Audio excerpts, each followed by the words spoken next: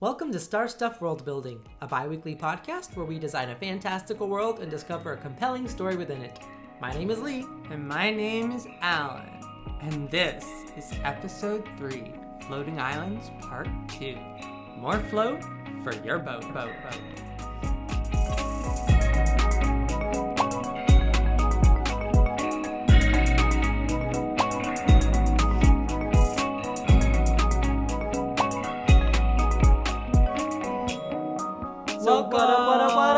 Welcome. Hello. Episode 3. Yeah. Woo! So we just want to start off by saying thank you guys so much for all of the love and support you've been showing. We really appreciate it so much.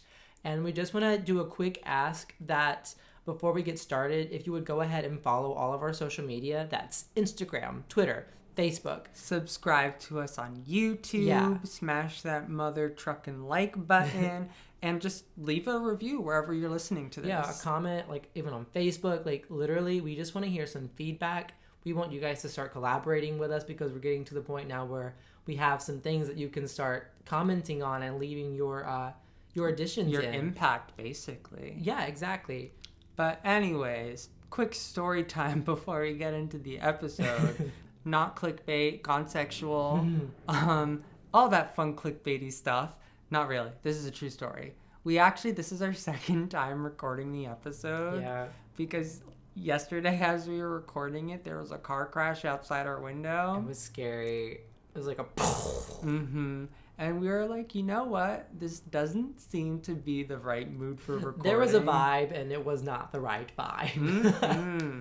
But anyways, last episode, to recap really quickly, we went over the geography of our world. Yeah.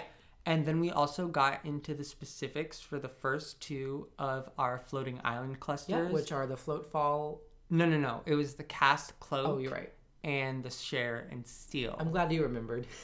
We're talking about float fall today. Don't worry. Right. But basically, like we did last time, we're going to give you an idea for the other 3 island clusters. Yeah.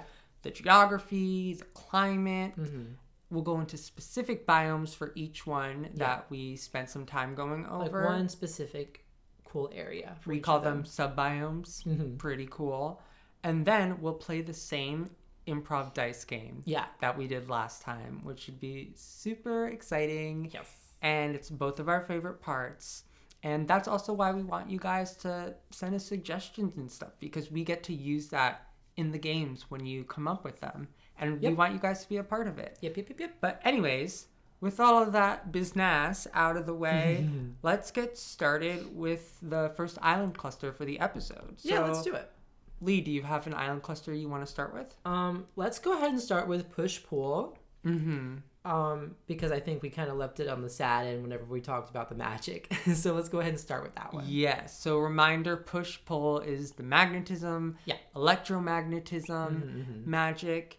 And this one is actually probably one of the most unconventional of the floating islands in terms of how it Not necessarily. I would say it's on par with a couple of the other ones. I would, in my opinion. Okay, well, let's let our lovely listeners tell us which one is the least conventional. Okay.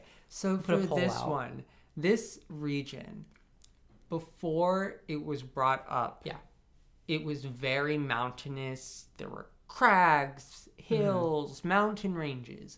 And this is the only region where when the meteor hit, the meteor broke. It hit a mountain and fell off in pieces and split off. It's separated all over the place. And so then when this came up with the magnetism, the meteor put itself back together and took all of the land where the meteor landed and smushed it together. So all of these mountain ranges are like crisscrossing, intersection, peaks smushed together. And we were talking, it's hard to visually describe this, but we're kind of saying, imagine you have a slice of pizza, or you have a whole pizza. There are 5 slices. Cut it in 5. You get rid of 2 of the slices so that only the tips are touching and there's empty space in between the other ones. Yes. And you kind of smush those tips together, but the like big crust pieces at the end aren't touching. Yeah, they're lifted up. And we say pizza, but the metaphor is that these pizzas are mountain ranges. Well, they're like a full piece of land. Exactly. Right, which are mountainous regions. And in the middle of each of those little slices is like a mountain range or a crag or whatever. So down the middle of each of them is like really mountainy. And then there where they meet at the bottom is where all the meteors are. So it's all crushed up and like, it looks like kind of if you like... You mean the tips of the mountains is where the meteors are? Or is it at the bottom of the land? Yes. Because it's both. It's both. Got you. It's not really the tips of the mountains. It's like in the middle of the mountains. Like right? Wherever it landed. Right. Just like all over the place. It's kind of like Frankenstein's islands over here. Yes. Frankenstein's mountains. And something cool too about this mountain area is that there are a lot of caves, caverns, almost like land bridges that have been built between the mountains. Yeah. That's definitely a big feature. But I think this is a good amount of info. I think we should go into the specific sub-biome. Do you want to start us off? This one we kind of actually talked about and worked on together since there's an odd number. I guess push and pull ends up always being the one we work on together. Yeah, which is, yeah. Yeah, but start us off. Okay, cool. So we kind of talked about like where all the mountains meet, right? So all that region, which I just endearingly named Frankenstein's Mountains, where all of those peaks meet. There's like just crust, just land, earth, all mixed up into each other. And when you look at it and you see all the negative space, you see kind of like a reverse labyrinth. I remember you describing this to me as like you have a crossword, and you can only move through like the black boxes of the crossword. But then imagine the crossword but there's like 3 or 4 crosswords like laid on top of each other. Yes, exactly. Yeah. So like in a 3D space, obviously. Exactly. This is one where I feel like maybe if we do a drawing for this episode, this is probably the highest priority because at least of what we've planned so far, this is the one that's kind of hard to understand. We kind of were inspired a little bit by like intersecting pipes and the space in between them. If any of you are My Hero Academia fans, we're kind of thinking of those pipes from when Class A was fighting Class B. It's a very specific reference in the very specific episode of this show, but everyone watches exactly. I think it's literally the most watched TV show right now. Oh, okay. Or the most watched superhero TV show. Yeah. So hopefully you understand. If not, picture coming soon. You know what? They might oh no, not if we have younger listeners, but if you're older, remember those screensavers that were the pipes that just kind of like went all over the screen? I think I'm too young for that. Oh my god. Okay, if you're old enough, because I know we have some older millennials that listen, that Windows 7 screensaver where all the pipes, that's kind of what I imagine this looking like. Is it like in Monsters, Inc., the lines in the intro? Yeah. So like imagine that. But like really thick too. Yes. These are mountains. And more of them. Yes. And I totally see people living here and having this really cool looking city. Like seeing it in my head just makes me want to like, it's exploding out of my head. I cannot wait to put it on paper. Well, that tablet. Yes. But yeah, that's cool. So that is our push-pull region that we're talking about, that we talked about today. Yeah. And so then now it's time for the dice game. Oh, right, I forgot. And a quick recap for the dice game is we roll 4 dice, a D10 to decide a geographical feature, a D4 to decide what kind of magic this area is affected by, a D8 to choose another miscellaneous feature, and then a D6 to describe how people interact with this area. So I'm going to give you the honors of rolling the dice. And quick reminder before I roll these, if you would like to suggest items for these lists, feel free. We would love that. It would be super fun for you guys to have that interaction too. Okay, you ready? Yeah, give it a roll. Okie dokie. Okay, so what is the D10? Okay, the D10 is that a 7 or a 1? A 1. So a mountain. Great. Okay. Well, that makes sense. It makes sense. You're right. Okay. And then what is the D4? The D4 is also a 1. So this is affected by push magic. What is the D8? The D8 is an 8. That means this area is extremely unstable.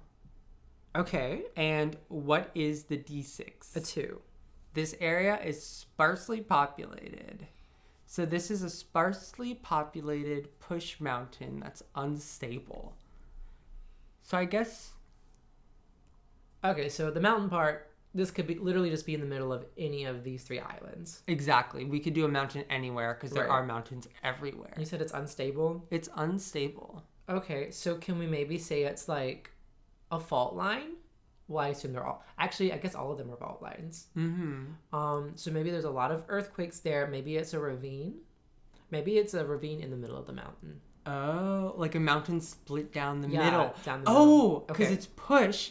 The mountain is literally pushing itself in 2. Yeah. Like it's splitting in half. And of course, with that, it's unstable. Right. So like it's like... Maybe it's just like a splitting mountain. I guess the exact area where it is on these islands doesn't matter. But of course, if there's an island, if there's a mountain that's splitting, people aren't probably going to be trying to live there. Yeah. This is maybe a little off track, but each of like these islands are basically split into 2 pieces anyway because of where the mountains sit. Uh-huh. Maybe this split isn't down the middle, but maybe it's down the side a little bit. So one is like higher up. And one is like lower. So one is closer to that sub-biome we talked of the intersecting mountains. They have access to it. Whereas the other one, they would have to do a lot of... Actually, you know what would be really cool? Sorry, another idea. What if it's towards the top of the island? So that way when it has its earthquakes, there'll be like these avalanches. And they fall down the mountain.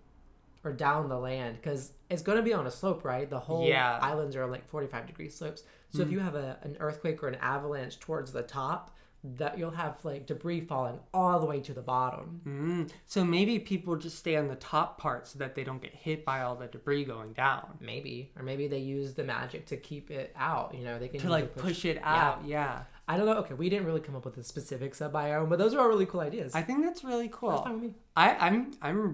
I think that's going to be interesting to look more into. Yeah. So I'm actually really happy with push and pull. Me too. If you're good with that, can we go into float and fall? Yes, we can. And how about you do that one? Okay. So this one, the way we'll describe it is this used to be an archipelago in the ocean. Well, it's still an archipelago. But now it's an archipelago in the sky. And the water didn't come up with it. So it's a bunch of islands that aren't really super connected to each other due to the open sky. Exactly. And this island is probably, out of all our island clusters, the most difficult and rocky, hard to live on terrain. Yeah. It's full of deserts, mesas, rocky plains, extreme weather, extreme geography. Yeah. There's not as much flora, there's not as dry. much fauna, there may be some toxic areas. This is like the real survival. Like you have to try hard to live here. Yeah, and they don't have a lot of space to live on. So this is going to be a very, like you said, a pretty barren landscape. Very little to go with. All the flora and fauna that they have is probably going to be super hardy. They're not going to have a lot to live on. So these are going to have to be a very ingenuitous people. And this, maybe they need to trade more with other island clusters, or maybe they need to do this or maybe that. they're more dominating. Exactly. Like this, a lot of options. They're going to be very impacted by this. This is the culture that I think I'm the most excited to work on, because there's so many different paths we can take, and I'm just so like excited to get to that. But you had a really cool sub-biome made up for this one. Do you want to talk about it? Yes. So when we made this island cluster, there was one island at the very end of it that had these like 4 little lakes in it. And I wanted to turn that into a hot springs and also geysers. I called this the Forever Springs and Geyser. Ooh. And this area is kind of affected by both of the magics of float and fall. Yeah. So these springs, there's so much fall by them. They're pulled down so much that you literally can't take the water out of them, even if you tried. I think it's very relaxing if you were to sit in it, but it's also really hard to get out because of being... So is that relaxing or is that like death? Is that immediate death right there? It's not immediate death. It's like, it's almost like quicksand where it's like hard to get out, but you can. But it's also a hot spring, so it's like a relaxing death at least. Well, at least you died warm and nice. You died comfortable. I think it is possible to go in and get out. It's just very difficult. You would just have to have the correct tools. Exactly, or like help from someone outside of it. This is a comfortable area, not a inhospitable area. Well, unfortunately, even though it is a little comfortable, it's also a little inhospitable. Okay. Because of these geysers, which are basically like extremely hot water, and these geysers are affected by the float magic. Okay. So they shoot up, and it just keeps going up and up and up until it's out of the range of the float magic, and then it just rains all this hot water down on the island.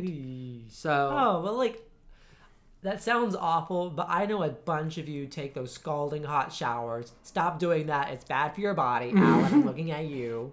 I like a hot shower. I think I would like this area, but it would be a little tough, to say the least. And I think it's possible that the water from the springs feeds into the geyser, and maybe when the geyser rains down, it's kind of falling more into the spring area. So maybe there are areas where it doesn't rain. Maybe it only rains on the springs. Right.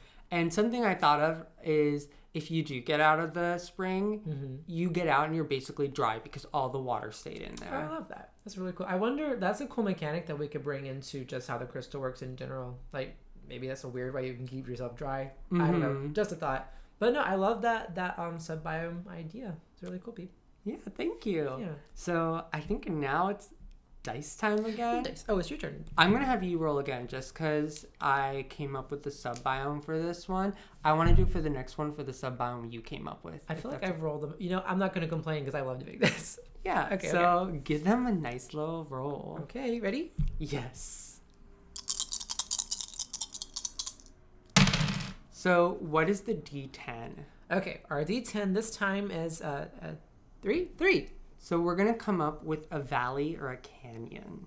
Okay. And now, what is the D4? It's a 2. So we're doing fall magic. No. Okay, cool. And then what is the D8? 2. With extreme weather. Okay. And then what is the D6? 3. This is an area where people get resources. So it's a valley or a canyon with fall magic, which already sounds pretty dangerous. Yeah. And there's extreme weather, but there's a resource here that people are trying to get. That's difficult. Well, so this is obvious, not obviously, but it could definitely be some sort of like ore or some sort of like mineral.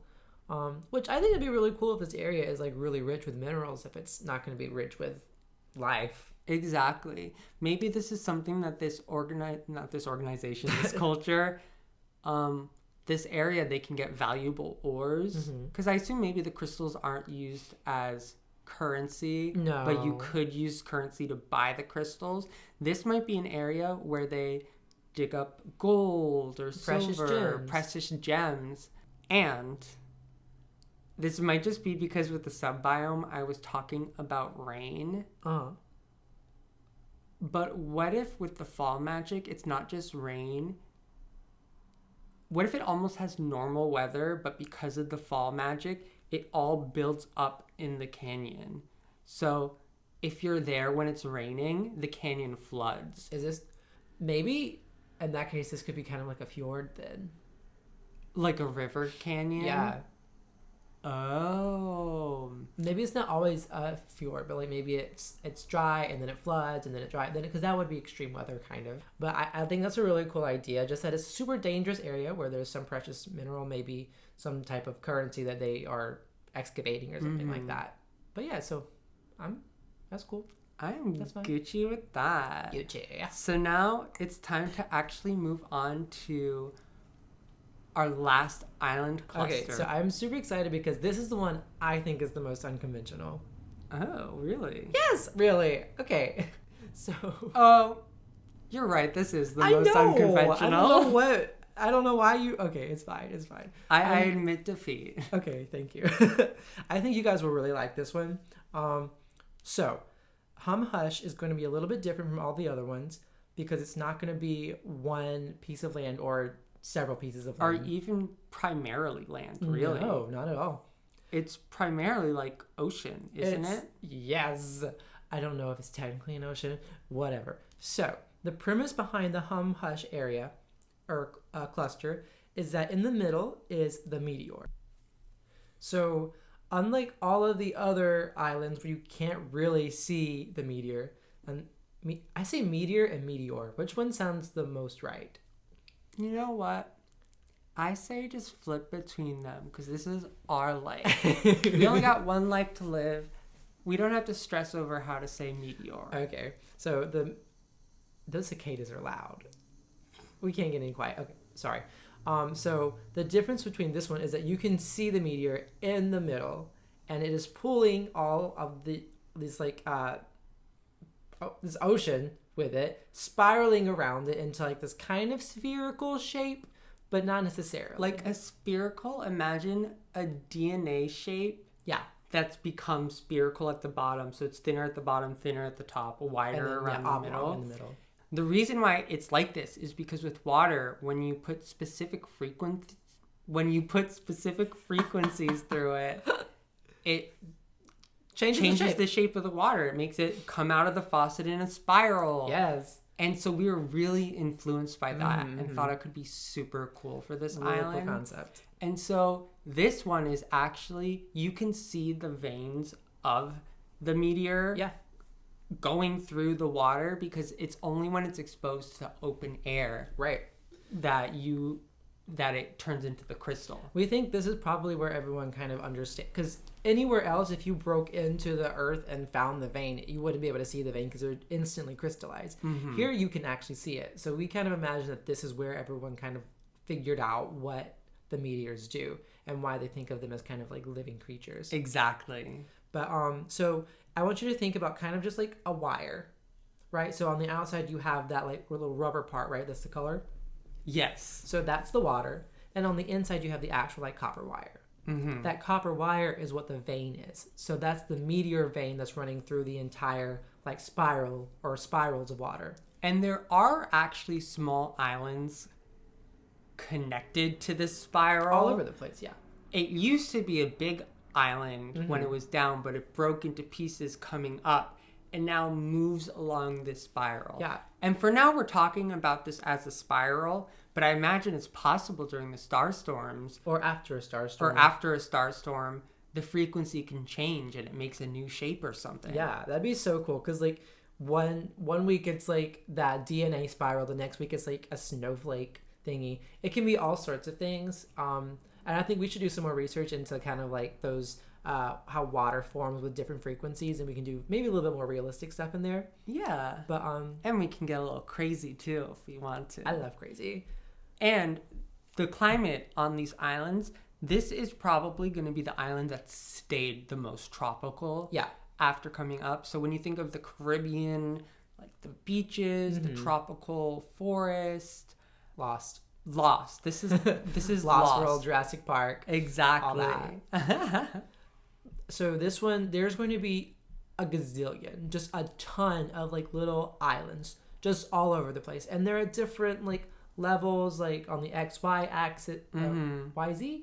XYZ on all of the axes. They're above each other, below each other, next to each other, and they're always kind of stuck in the same place, I think, because they're attached to the vein. Exactly. And that's how they get their magic, and that's how they're staying onto the water. And so the crystals are probably only forming on the islands, you think? Yeah, I would think so.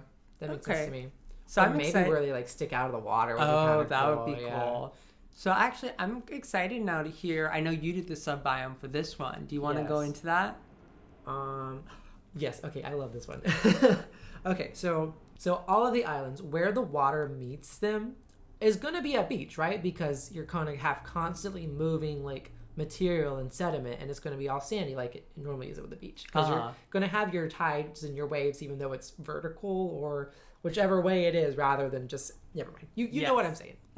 Okay, so I imagine this one island that is shaped kind of like a bowl and shaped like down, so that whenever the water kind of moves in and moves the sediment in and out, it's pushing the sediment into the bowl. So whereas most of them are going to recycle their material, this one's actually going to kind of hold on to it. So I imagine all of the sediment that all of the islands kind of get rid of, just like naturally through like waves and pulling things in. I imagine them like going through the our spirals of water. So honestly, when you see these water pipes, it's not just water. You're going to see ocean life. You're going to see like sand and rocks and stuff going through them. Like, really cool. Like arteries with all of the like cholesterol and everything.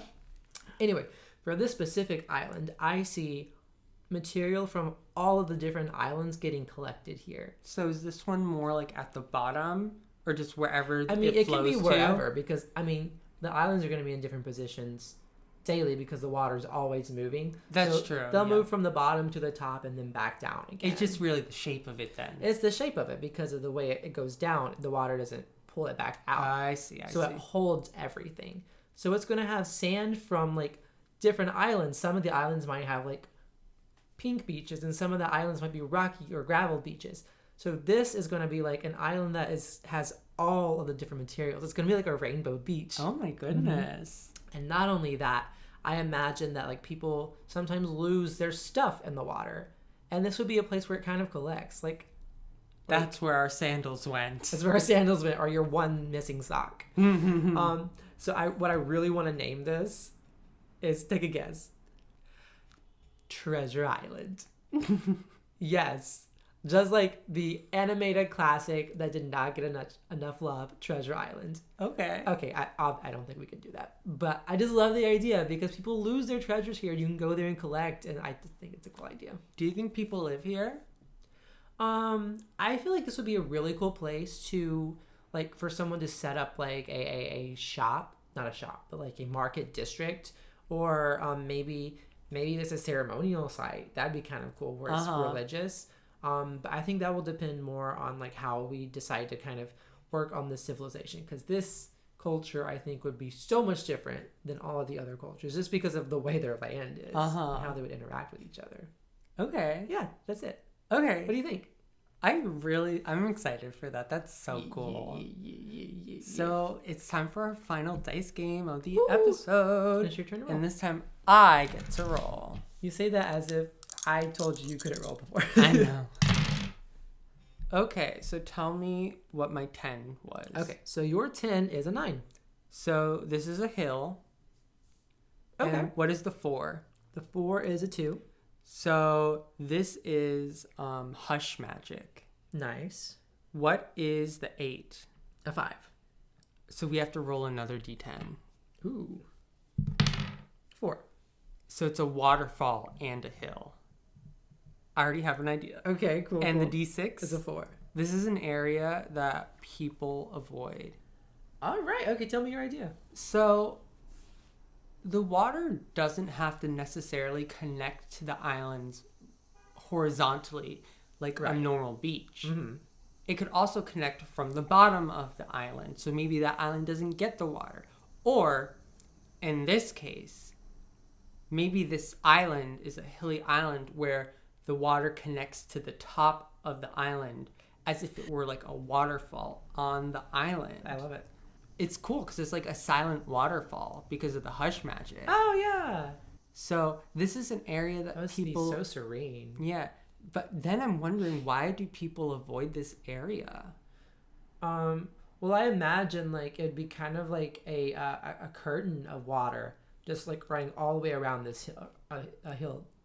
Because it's probably not like several hills, but probably just like one big hill. Just like one big hill on an island. Yeah, and maybe the island is kind of inaccessible because it's just water. Oh, maybe it's like, if it's like the curtain around it. Yeah. There's no way to get through it without going into the water. Right, exactly. And that's something that might feel weird just because the frequency is going through the water. But in this hill area, people avoid it but they probably know about it too. And it's probably just like a pretty thing to look at. Mm-hmm.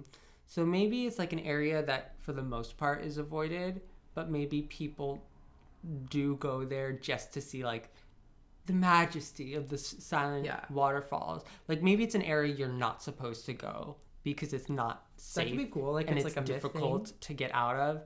I like the idea of it as a myth of like the silent falls. I like that. That's really cool. Yeah. Good job. Thank you. Yeah, of course. So, wow, we got through all 3 of them actually in like a pretty good amount of time. And that's really exciting because that means we've gone through the geography for all the island clusters, which means we can start to go into the people and the plants, living people, animals, plants. I'm so excited. Which kind of leads into what our next episode is going to be. Our next episode is... Wait, what is our next episode? Oh my gosh. We're going to start talking about the civilizations. Exactly. Who are they? What do they do? What do they want? What do they look like? Good questions. Maybe we'll answer them. See ya. Thank you for joining us for this episode of Star Stuff World Building. Tell us your thoughts on this episode or send in a suggestion for the world. You can find us on Twitter and Instagram at StarStuffCast or email us at starstuffworldbuilding@gmail.com. Please consider supporting our project by leaving a review or becoming a member on Patreon, where you will gain access to a number of member perks such as joining our Discord and other exclusive content. And as always, we want to give a special shout out to my brother Tyler for our theme music. Our next episode will air in 2 weeks. So until then, friends, shoot for the stars and show the world your magic. Bye. Mwah!